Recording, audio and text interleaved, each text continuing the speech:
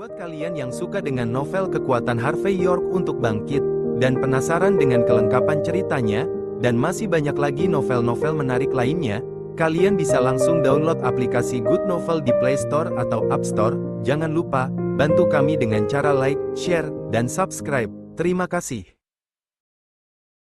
Bab 111. Tuan Louis, tidak, Saudara Louis Wyatt Johnson enggan menerimanya.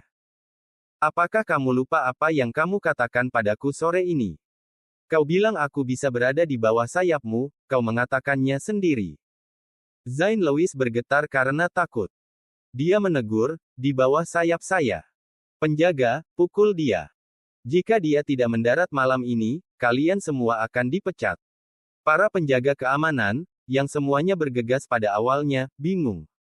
Plotnya terlalu rumit, mereka tidak bisa memahami situasinya. Zain tidak puas. Dia melirik Yvonne Xavier dengan hormat.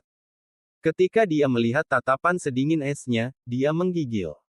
Dia mengatupkan giginya dan berkata, apakah kamu benar-benar buta? Apa kau tidak tahu siapa wanita ini? Dia adalah atasan langsung saya, dan Anda fucking meminta saya untuk main-main dengan dia. Apa? Para penonton tercengang. Bahkan Wyatt lupa menjerit, dia menatap Yvonne dengan kaget dengan mulutnya ternganga. Seseorang seperti Zain sudah berpengaruh di lingkungan, wanita ini bahkan atasannya, lalu betapa berpengaruhnya dia. Dia bahkan menggodanya. Seluruh tubuh Wyatt bergetar.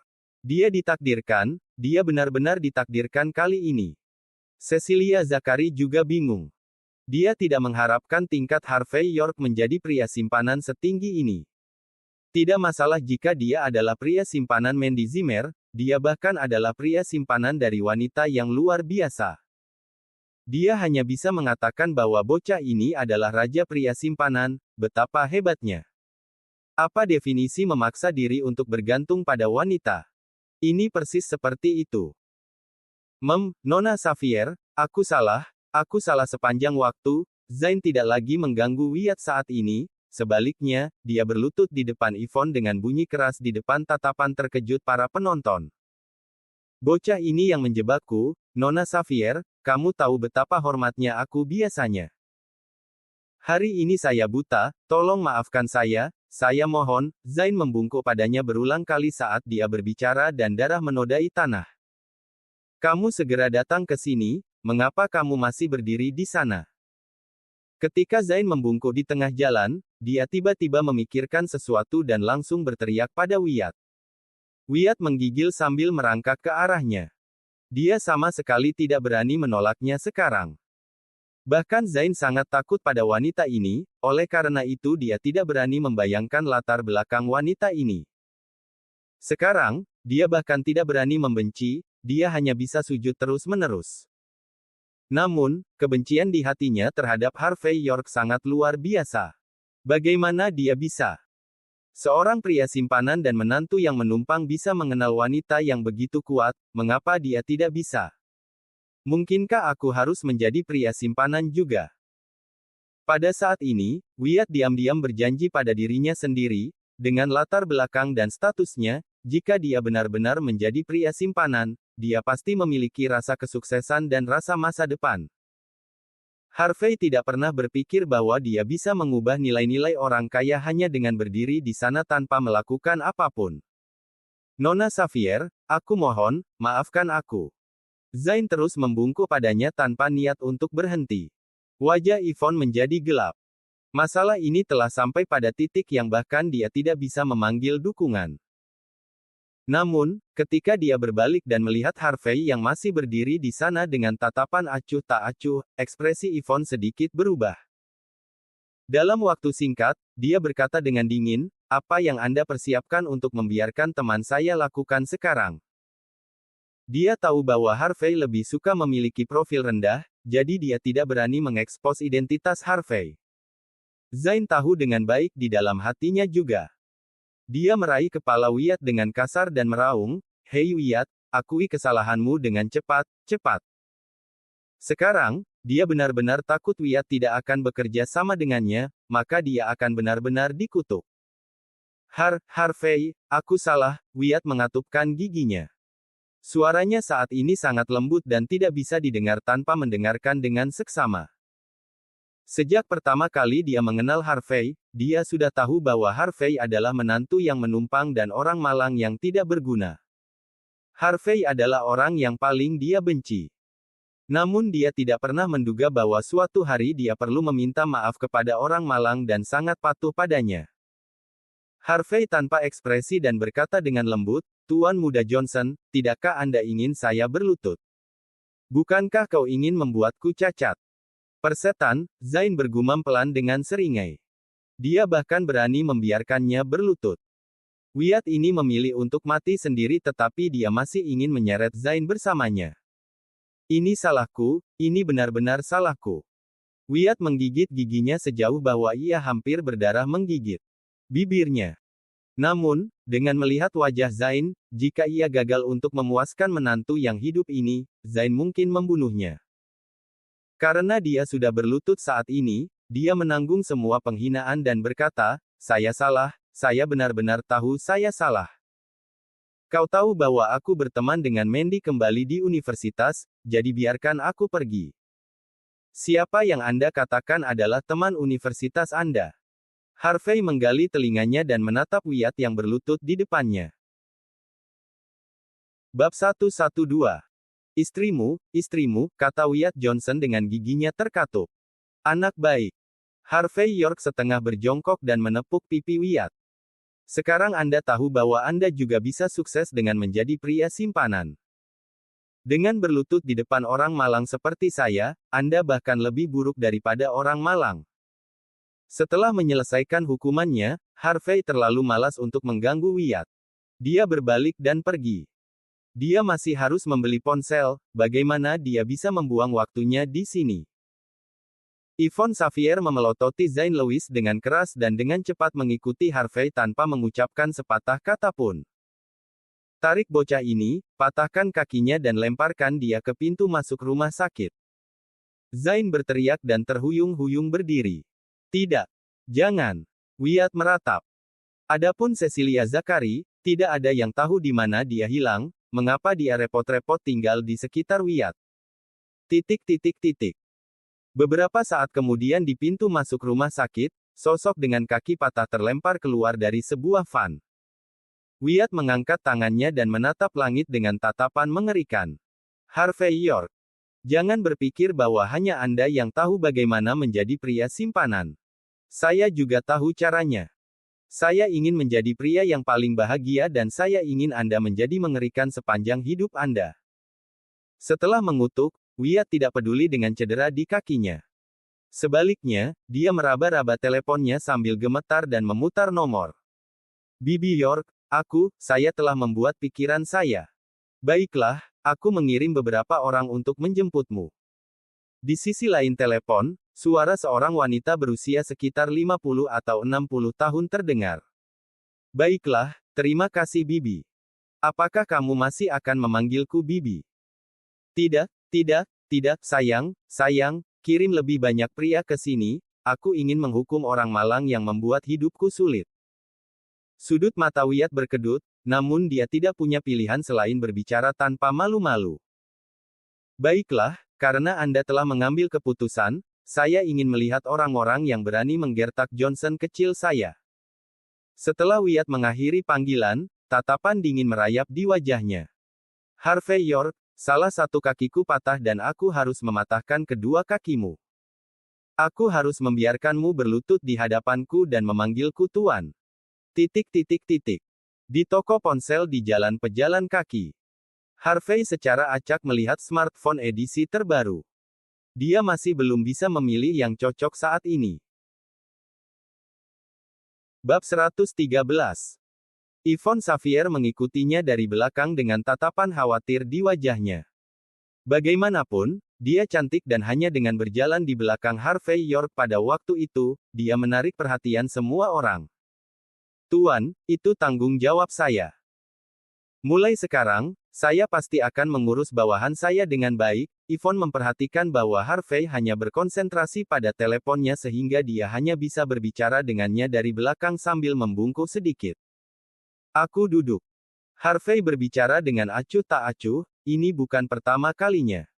Yvonne hendak menangis karena putus asa. Dia berkata, "Tuan, maafkan saya untuk kali ini. Anda memberi saya kehidupan yang saya miliki sekarang dan saya selalu setia kepada Anda. Saya mohon Anda memberi saya kesempatan lagi. Kumohon." Harvey berbicara dengan acuh tak acuh, "Sebenarnya, saya tidak pernah menyalahkan Anda. Selama bertahun-tahun, Anda telah bekerja untuk keluarga York dengan sungguh-sungguh. Itu bukan tugas yang mudah bagi Anda juga untuk membangun fondasi untuk perusahaan ini di tempat saya. Namun, apakah Anda tidak terlalu memanjakan pria Anda?" "Petuan, saya berjanji tidak akan ada yang kedua kalinya," Yvonne berbicara dengan lembut. "Selesaikan semuanya, kita tidak akan punya waktu untuk mengurus masalah yang tidak penting ini segera." Harvey tersenyum dan memulai topik lain, "Apakah ada telepon yang menarik perhatian Anda? Bagaimana kalau aku membelikan satu lagi untukmu?" Setelah menyadari bahwa Harvey tidak marah lagi, Yvonne berubah dari air mata menjadi tawa dan berkata, "Tuan, jika itu masalahnya, Anda tahu bahwa saya tidak akan marah pada Anda. Saya ingin model yang paling mahal." Saat mereka berbicara, Yvonne mengambil telepon yang dapat dilipat dari layar. Itu adalah model terbaru tahun ini dan harganya lebih dari $1.000 untuk salah satunya. "Hei, cantik. Saya telah memperhatikan Anda selama beberapa waktu. Ponsel yang Anda pegang sekarang adalah edisi terbatas dan banderol dengan harga yang wajar $2.000. Jika Anda tertarik, saya bisa memberikannya kepada Anda sebagai hadiah hanya jika Anda bisa memberi saya nomor telepon Anda. Bagaimana dengan itu?" Pada saat itu, seorang pria tampan yang usianya sekitar 17 atau 18 mendekati mereka sambil mengenakan jas. Pria ini jelas seorang anak muda dengan banyak uang tunai. Pada saat itu, cara dia memandang Yvonne menunjukkan tekadnya. Tanpa ragu, ribuan dolar tidak terlalu mempedulikannya. Satu-satunya hal yang dia pedulikan adalah mengenal kecantikan. Sayangnya, Yvonne bahkan tidak mendengar apa yang dia katakannya, matanya hanya menatap Cheonnya. Dia meletakkan telepon di tangannya dan tidak ingin melepaskannya. Begitu Harvey melihat reaksinya, dia mengangguk dan berkata, "Karena kamu menyukainya, aku akan membelikannya untukmu." "Terima kasih, Saudara Harvey," dia mengakhiri dua kata terakhir dengan nada yang sangat lembut dan wajahnya memerah setelah keluar dari mulutnya. Dari sudut pandangnya, hanya pria yang rendah hati dan sekuat Harvey yang bisa disebut pria sejati. Selain dia, anak-anak orang kaya itu sama tidak bergunanya dengan sekantong sedotan. "Apa yang baru saja kamu panggil aku?" Harvey tertegun sesaat. "Tuan York, jika tidak tepat, saya tidak akan memanggil Anda dengan itu lagi," jawab Yvonne malu-malu. Harvey menjawab sambil tersenyum. "Tidak apa-apa, kamu bisa memanggilku apapun yang kamu suka ketika kita keluar dari kantor. Tidak perlu formal seperti itu." Saat mereka berbicara, Harvey sudah memanggil salah satu pemilik toko. Dia berkata, "Hai, bolehkah saya tahu apakah ada stok baru untuk model ini? Ambilkan aku 2. Kumohon." 114. Seorang penjaga toko berjalan ke arah mereka segera. Setelah dia melihat Harvey, dia berbicara dengan sedikit ragu, "Tuan, model ini adalah edisi terbatas toko kami. Harganya $2.000, bukan $200. Juga, kita perlu mendapatkan stok dari outlet lain. Apakah Anda yakin bahwa Anda ingin mereka?" Dia tidak bisa menyalahkan penjaga toko karena ragu-ragu karena hanya ada stok terbatas untuk telepon. Namun, model itu adalah hit besar dan hanya umum di kelas atas masyarakat. Gaji bulanan orang biasa bahkan tidak bisa mencapai $2.000. Oleh karena itu, sangat tidak mungkin bagi mereka untuk memiliki salah satu ponsel ini. Saat itu, Harvey mengenakan pakaian yang didapatnya dari toko pinggir jalan dan dia terlihat miskin karena alasan yang jelas. Dia tidak terlihat seperti seseorang yang bisa mengeluarkan $15 dari sakunya. Harvey tidak bisa berkata-kata.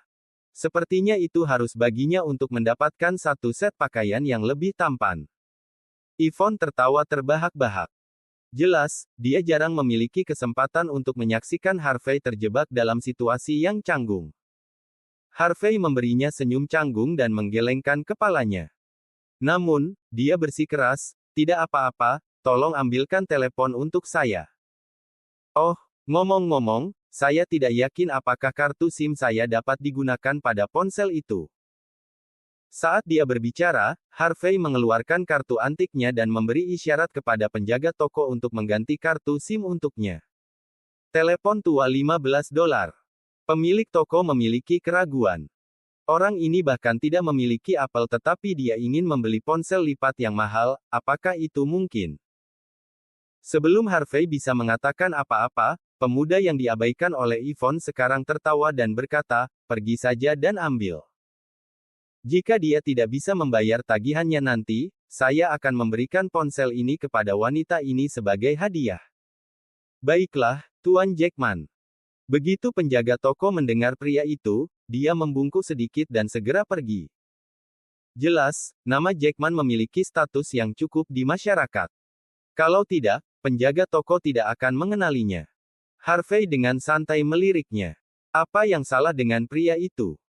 Dia adalah orang yang akan membeli telepon, mengapa dia orang yang membuat semua bersemangat? Pada saat yang sama, Tuan Jackman mengabaikan Harvey atau dia mungkin tidak pernah benar-benar peduli padanya. Pada saat ini, dia mengeluarkan kartu nama dengan lembut. Dia mencubitnya dengan dua jari dan memberikannya kepada Yvonne dengan tampilan yang menawan. Dia kemudian berbicara sambil tersenyum, "Nona, saya Weston Jackman. Saya tidak punya niat lain untuk mengganggu Anda hari ini. Saya melihat Anda sebagai wanita cantik namun elegan. Oleh karena itu, saya ingin mengundang Anda untuk datang ke perusahaan kami untuk wawancara." Setelah mendengar apa yang dikatakan Weston Jackman, Harvey memandangnya secara tidak sengaja. Dia kemudian melihat kata-kata, "Manajer Umum Sterry Cloud Entertainment." Sterry Cloud Entertainment adalah perusahaan hiburan baru di kota Nyumhi. Dalam beberapa tahun terakhir, perusahaan telah menghasilkan beberapa penyanyi dan aktor muda. Mereka cukup terkenal di lingkaran. Banyak gadis muda dan cantik bermimpi untuk mendapatkan perhatian agen perusahaan dengan harapan menjadi terkenal suatu hari nanti. Ketika dia menyerahkan kartu nama, Weston tampak sangat percaya diri seolah-olah dia sudah tahu bagaimana hal-hal akan berakhir. Lagi pula, dia belum pernah melihat seorang wanita yang bisa menahan godaan untuk menjadi superstar. Dia telah mencoba trik itu berkali-kali dan dia tidak pernah gagal. Sama seperti yang dia harapkan, Yvonne sedikit membuka bibirnya yang elegan dan akhirnya mengangkat kepalanya untuk melirik Weston.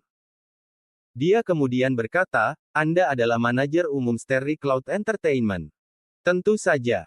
Weston Jackman tersenyum. "Saya biasanya tidak melakukan undangan seperti ini secara normal tetapi saya percaya bahwa Anda memiliki potensi, Nona. Jika Anda tertarik, kita bisa pergi mengambil minum dan berbicara lebih banyak tentang hal itu." "Ya Tuhan. Aku mengenalinya. Dia adalah manajer umum Sterry Cloud Entertainment, Weston Jackman. Dia agen bintang. Orang-orang telah mengatakan bahwa siapapun yang dia pilih akan menjadi terkenal dalam segala jenis acara audisi. Wanita cantik itu pasti beruntung, bukan? Dengan bantuan pria itu pasti akan mengubah hidupnya. Tapi wanita ini memiliki selera yang buruk, kan? Siapa pria malang di sampingnya? Dia masih menggunakan telepon tua dari beberapa tahun yang lalu, itu memalukan." Pada saat ini, orang-orang di toko sudah memperhatikan mereka. Pada saat mereka mengenali Weston Jackman, mereka semua tersentak. Ketika dia mendengar bahwa orang-orang membicarakannya, Weston menjadi sombong. Di matanya, wanita dengan wajah halus dan tubuh seksi ini dimaksudkan untuk berlutut di depan celana jasnya. Namun, tidak mengherankan, Yvonne bahkan tidak pernah mempertimbangkan tawaran itu. Dia bahkan tidak mengulurkan tangannya untuk mengambil kartu nama. Dia hanya mengangguk dan berkata, "Sterry Cloud Entertainment memang memiliki selera yang bagus." Setelah itu, dia terus bermain dengan telepon di tangannya. Dia bahkan menunjukkan Harvey beberapa fungsi baru yang ditambahkan ke telepon. Starry Cloud Entertainment adalah perusahaan super untuk orang biasa lainnya dan Weston memang seorang pria yang bisa mengubah kehidupan gadis-gadis yang berasal dari latar belakang biasa. Masalahnya, baru-baru ini Starry Cloud Entertainment bahkan mengundang York Enterprise untuk berinvestasi di perusahaan mereka. Namun, status Weston dianggap tidak layak untuk bertemu langsung dengan Yvonne. Yvonne tahu bahwa Harvey ekstra hati-hati saat ini mengenai portofolio investasinya. Oleh karena itu, Harvey tidak terlalu tertarik untuk mendanai Starry Cloud Entertainment. Jawabannya tidak benar-benar berarti apa-apa, dia hanya memuji kemampuan Starry Cloud Entertainment dalam menemukan bakat baru. Adapun undangannya untuk bekerja untuk Starry Cloud Entertainment. Ayolah, apakah itu lelucon? Siapakah Yvonne?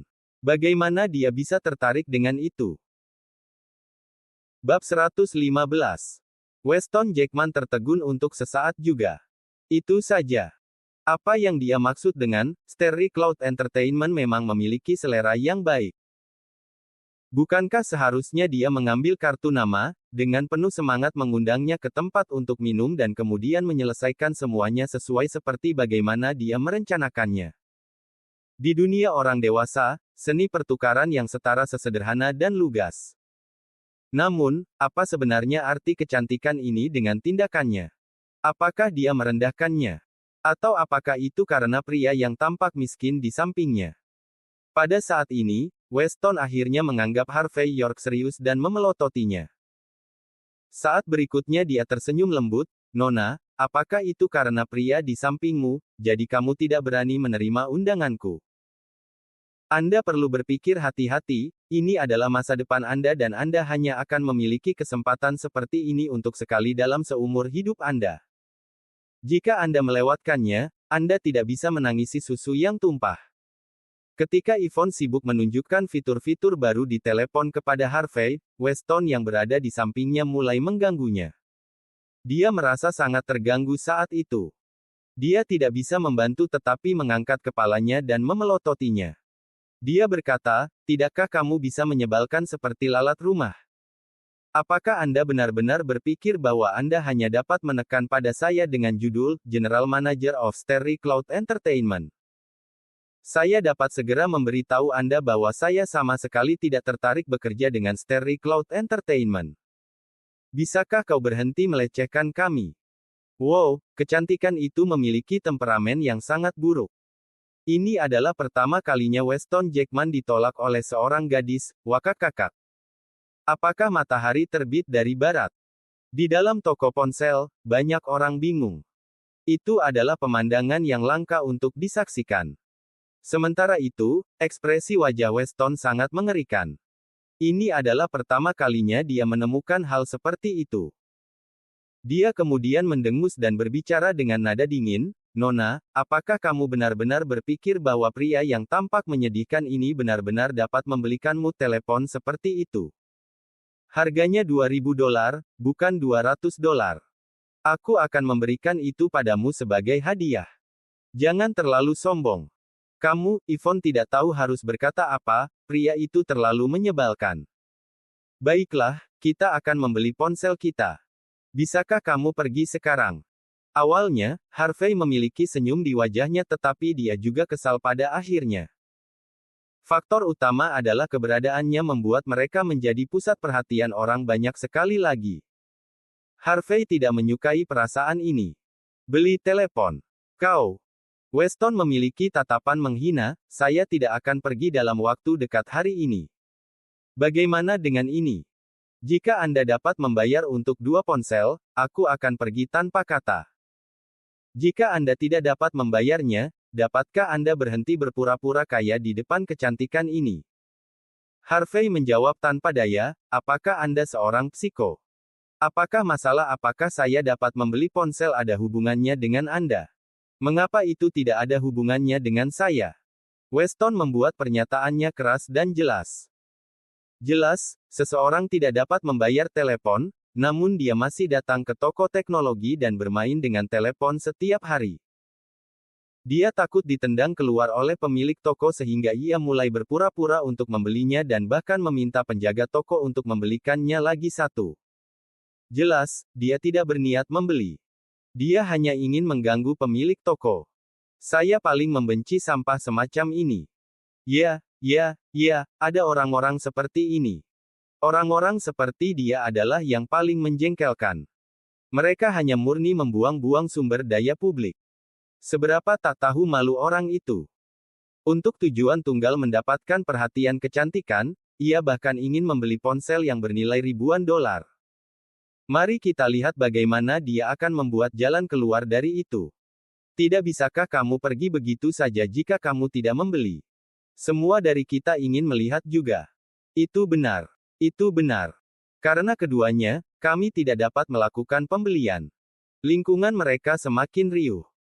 Model ponsel ini yang harganya 2.000 dolar adalah hit terbesar tahun ini dan hanya toko itu yang memiliki sampel untuk dipajang di kota Nyunghi. Dalam kerumunan yang mengelilingi mereka, beberapa dari mereka datang ke toko dengan tujuan hanya meletakkan tangan mereka di telepon. Mereka ingin mengambil beberapa foto dan pamer di media sosial mereka. Namun, satu-satunya unit yang dipamerkan ditempati oleh Harvey dan Yvonne. Tentu saja, itu membuat marah beberapa orang. Harvey memandang Weston dan berbicara dengan nada dingin, apakah Anda mengatakan bahwa saya hanya melihat dan tidak membeli? Bukankah begitu? Tuan, tidak bisakah kau melihat dirimu sendiri? Weston mengejeknya. Pada saat itu, penjaga toko sudah berjalan ke arah mereka dengan 2 kotak di tangannya. Ketika dia mendengar percakapan mereka, dia juga terlihat khawatir. Setelah semua, itu banyak pekerjaan baginya untuk mendapatkan 2 ponsel ke toko. Jika dia tidak bisa menjualnya pada akhirnya, dia mungkin akan ditegur oleh manajernya. Begitu dia sampai di sana, dia mengangguk pada Weston terlebih dahulu, baru kemudian dia melihat Harvey.